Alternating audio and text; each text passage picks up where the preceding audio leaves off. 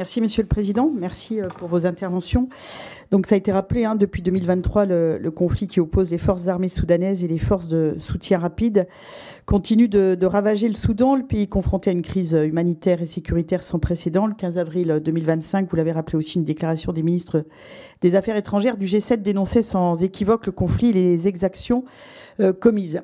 Malgré les efforts internationaux, aucun pourparler direct n'a eu lieu depuis la suspension du processus de Jeddah en décembre 2023, tentative de médiation des États-Unis et de l'Arabie saoudite. Et cet échec s'explique notamment par le manque de volonté des belligérants à négocier et par les rivalités internationales. L'ONU réclame de son côté un cessez-le-feu, la protection des civils et un embargo sur les armes. Et pourtant, en dépit de ces efforts, aucune médiation n'a encore permis d'arrêter durablement le conflit. Il est important de souligner aussi, vous l'avez dit, que ce conflit affecte non seulement le Soudan, mais aussi les pays voisins. En effet, on constate un exode massif des populations vers le Tchad, l'Égypte, le Soudan du Sud et l'Éthiopie. Alors que les appels à un cessez-le-feu au Soudan peinent à produire des effets tangibles et que l'accès humanitaire reste largement entravé, la communauté internationale donne le sentiment d'assister un peu en spectatrice à une crise qui dépasse pourtant largement les frontières soudanaises. Alors ma question est la suivante, alors elle est certainement très vaste, trop vaste, mais quel outil concret et quel mécanisme de prévention des risques pourrait-on ou devrait-on mettre en œuvre dès à présent pour éviter que ce conflit ne provoque une dynamique de contagion régionale? Et parmi ces outils, existe-t-il selon vous des leviers suffisamment puissants pour enrayer cette fragmentation géopolitique à laquelle nous semblons peu à peu nous habituer, faute d'action résolue? Voilà, merci pour cette question. Je pense que la réponse est assez difficile à apporter dans le détail, mais quelques éléments de réponse si vous avez une intuition qui peut être partagée. Alors, j'aurais du mal à dire des outils concrets. Moi, je ne travaille pas dans la résolution des conflits, donc je pense qu'il y a quand même un enjeu central, c'est en fait comment on change le calcul de ces acteurs.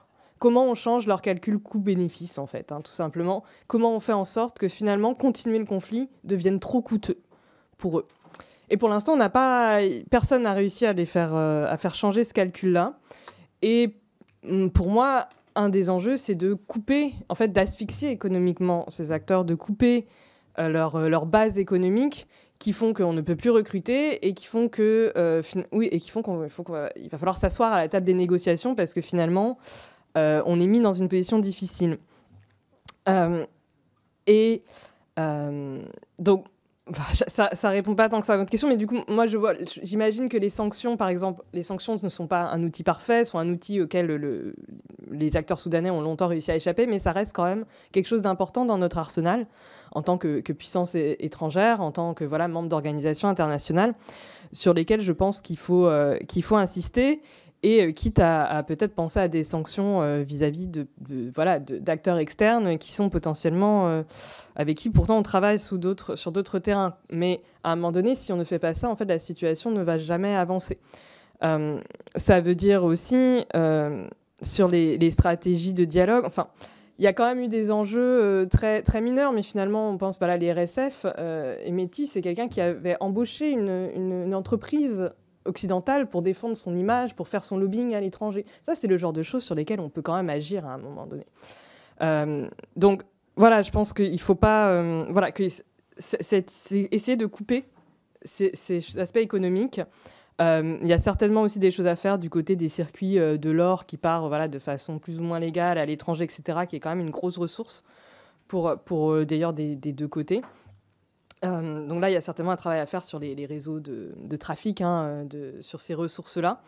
Voilà à peu près ce que je peux en dire. Après, si votre question portait précisément sur quel mécanisme pour éviter des effets par ricochet au niveau régional ou international, je pense que les lieux de discussion existent déjà. Ce sont les Nations Unies, mais aussi l'Union africaine. Et qu'à ce niveau-là, on peut simplement soutenir, en fait, et essayer de trouver des consensus. Mais il faut observer que le fait que les forces de soutien rapide aient réussi à quand même trouver du soutien dans un certain nombre de pays voisins a rendu Port-Soudan particulièrement...